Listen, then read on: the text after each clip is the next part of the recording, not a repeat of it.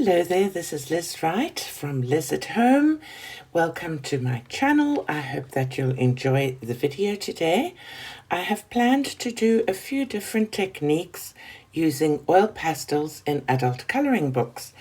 I'm going to be using my Sennelier Oil Pastels, which is an artist brand and quite pricey, and then a budget-friendly Maped Color Peps oil pastels, which are actually designed for children and very budget friendly.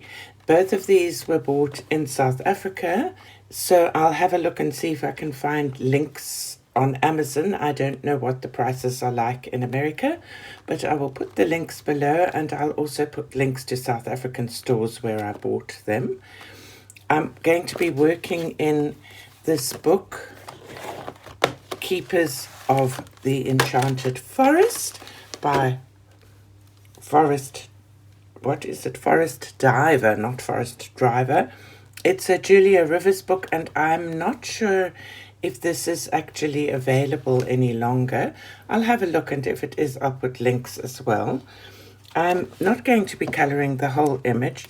I'm working on this page, which I'm doing for Jamie's Enchanted here, Jamie's Colouring Love. I'll put a link to her channel. It's a lovely channel to follow as well.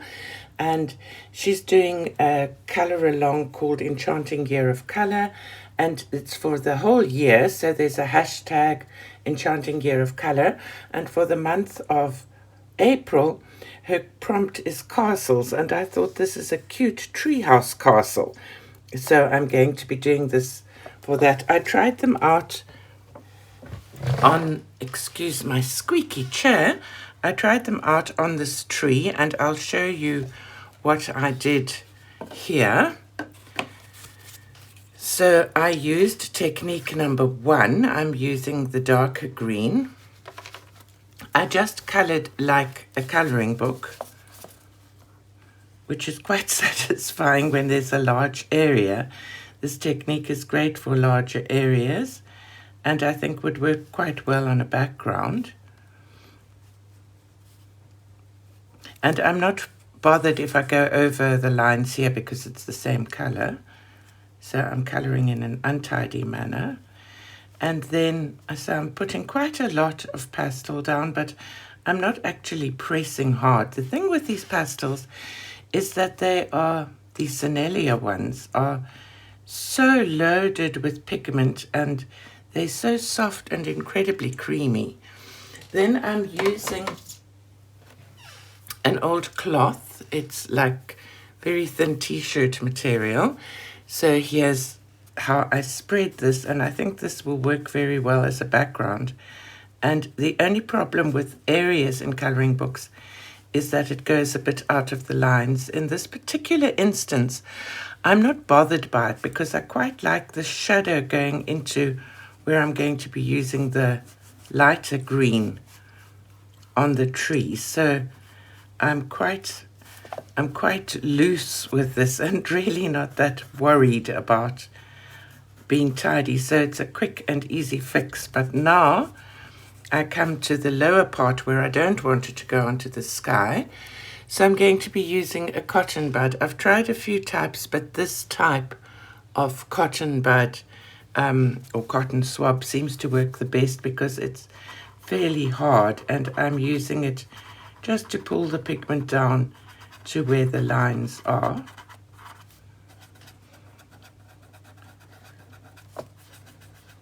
And I'm just filling that in and coloring there.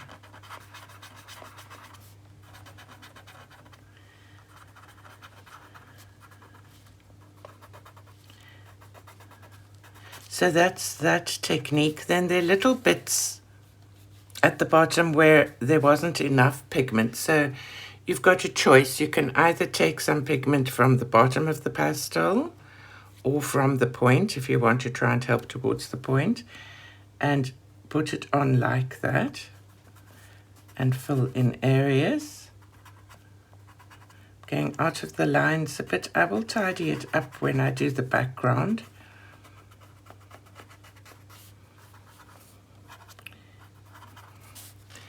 And then to do the detailing here, when you're using these oily pastels, it's quite hard to get pencils to actually take on top of that. So I've been using my Artex acrylic markers to do some detailing.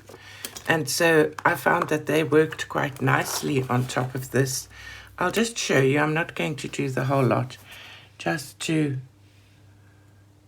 add a little bit of detail. I'll do this off camera because it will take a long time. But they work very nicely doing that. So that is technique number 1 or 2 or 3. I'm not quite sure how many we used there. Another way that you can use these in using, I'm going to use the lighter green. I actually, for that, am using the more inexpensive pastels. What's nice about these Maypet Color Peps is that they have a bit of a point, which makes them easier to use. And what you can do is, this is just the lid of a disposable microwave meal. You can color on a non-porous surface with them. Again, use your cotton bud or cotton swab. I'm not quite sure what you guys would call it. And then just use that as if it was a coloring pencil or something like that, and fill that in. That gives you a lot of control. And even these inexpensive ones are highly pigmented and go down really nicely and easily. I've still got some of the darker green coming there, which is giving an interesting color. So that brings me to another thing you can do to add interest, is you can use your color and you can add a different color to it as well. And you can do a bit of color mixing. So I'm mixing the two together and getting bits of both on this, and I'm making my own kind of one of those pencils with lots of different colors on them, and filling this up.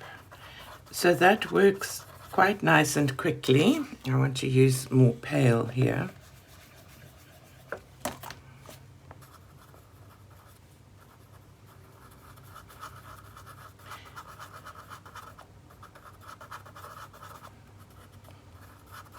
So I think that's adding some interest, and then one can do the same story with these and just, I think I've got the wrong color. I can't find where, this is the pale one, it is the right one. You can just color in and use the Q-tip is to fill that in. I find in a way that it works better picking the color up from another surface. This is kind of scratchy, so I like to cover the Q-tip with the oil pastel, and then you can hear the difference. It doesn't make that scratchy noise on the paper, and it just feels better. So there, in very little time, we managed to color that. I'm going to do that little tree with a mix of colors. So I'm going to try the dark green and the light green mixed together here and see what that ends up looking like. I don't think I've got enough. Some more of the light green, some more of the dark green closer.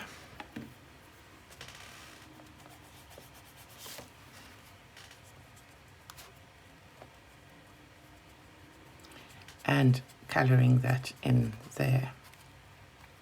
So I don't think I'm going to do this entire picture with the oil pastels. I think I'm going to be using pencils as well. But on this other large area, I thought I'd use oil pastels. And I wanted to show you another 2 ways that you could use them. So I'm going to, I think, use these color peps because they're I like this color that I have, which is kind of a rusty brown, and I like their point. It makes them easier to use. I want to show you, I'm going to go up to this vine over here, and rather than using the cotton bud, what do you call those? Do you call them cotton buds or cotton swabs? I'm going to be using some Gamsol, which I've got decanted in a little dropper bottle. Gamsol is a solvent used for oil paints, and also one often uses it on color pencil. And I'm going to paint the solvent on here, which sort of melts it. And you can, but the thing is it sometimes spreads. So I can see this is going out the lines there, and I don't know where the pigment's going. But you end up with a kind of an oil painty feeling and effect.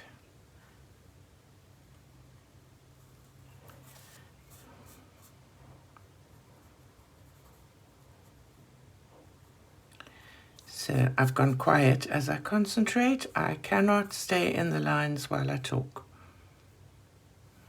Do forgive me, please.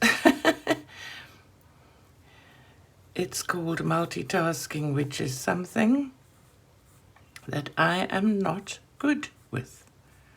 I don't know how I used to do it when the children were little, and somehow managed to multitask. This is dried, so I'm wetting my brush again with the Gamsol. I've got a lot there. I should have maybe tipped some of it off, because now it's creeping all over everywhere, and I don't think it's dissolved all of the pigment. But there we are. And then another thing one can do, I'm going to be using the same color, is try scribbling on, this is again a non-porous surface, but it's not doing so well, so I'm going to use this plastic one and scribbling on this, or you could put some magic tape on a saucer or something, and then using the Gamsol and the brush to melt it all down, create a little puddle of paint, and then you can paint with it, and you'll get a much paler or watered down version. I've just gone over a leaf there, but I'm going to be using my acrylic markers over this, so I'm not going to worry too much. And I'm using this method here because I would like to be able to use some fine liner or pencil to use detailing on all the nice tree wood grain and things like that. And I'm hoping we shall see when it's dried whether, having dissolved the oil pastel with the solvent, whether it will still be so oily, or whether I'll be able to use a pen or a gel pen or a pencil on top of it. So I'm just going to scribble some more down here. And as you can see, that one drop of solvent is still going strong. The Gamsol lasts forever. I got a small little bottleful from my friend Bernie Miller, who passed away 2 years ago now. And that small little bottleful is still lasting me. I don't know if any of you watching actually were in colouring groups with Bernie Miller. I miss her still. Very sad losing friends, isn't it? So their essence remains with you forever. Thank goodness. All right, so I'm going to finish this off camera so that you don't have to watch for hours.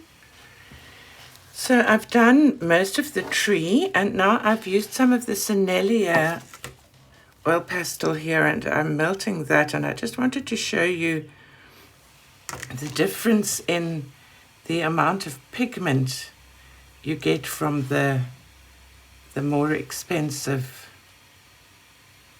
art, what do they call it, artist quality oil pastel. It's quite amazing. I don't know personally, in my opinion, as a colorist for coloring books and adult coloring, doing it as a hobby, I don't think it's really worthwhile spending the money on buying something like Sennelier Oil Pastels. If you're keen to maybe have a go at trying them and creating your own art, it's very definitely worthwhile.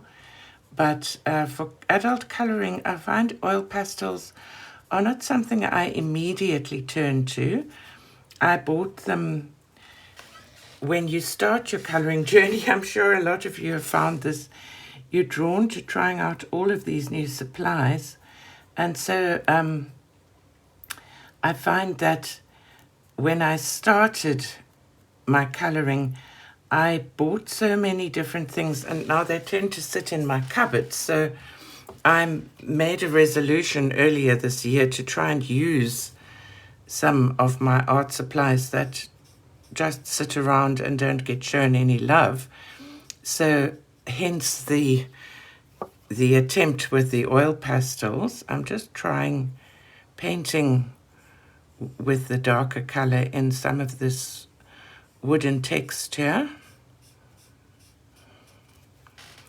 If this was watercolor, I would probably be trying some dry brush effects, but I don't really know anything about oil colors or how one uses them or anything like this, so I'm just feeling my way. And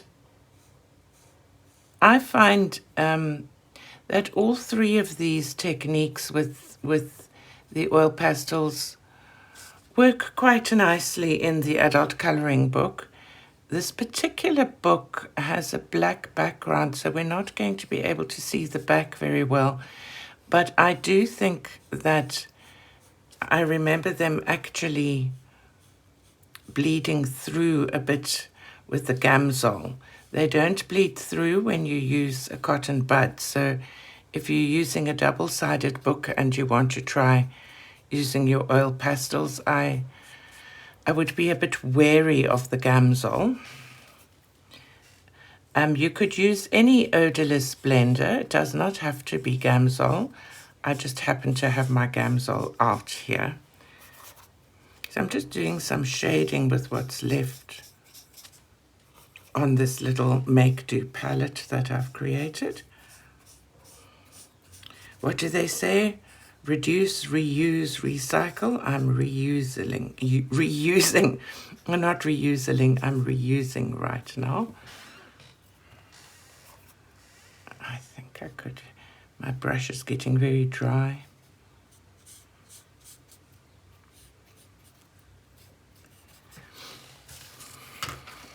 So there we are, and that's the other thing. You need to clean your brush in the Gamsol again, and then use a brush cleaner soap to clean that.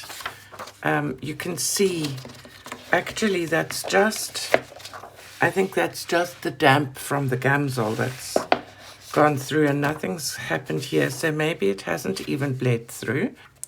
I'll leave this to dry now, and I hope that you found these different techniques that I use to use oil pastels in my coloring books useful. And I'd like to thank you for watching the video. And if you haven't already, I'd like to ask you to subscribe. And another thing I would like to ask very much is if you could just click that like button if you've got any enjoyment out of watching the video. It really helps my channel. Thank you so much for watching, and I wish you a colorful week. Bye-bye now.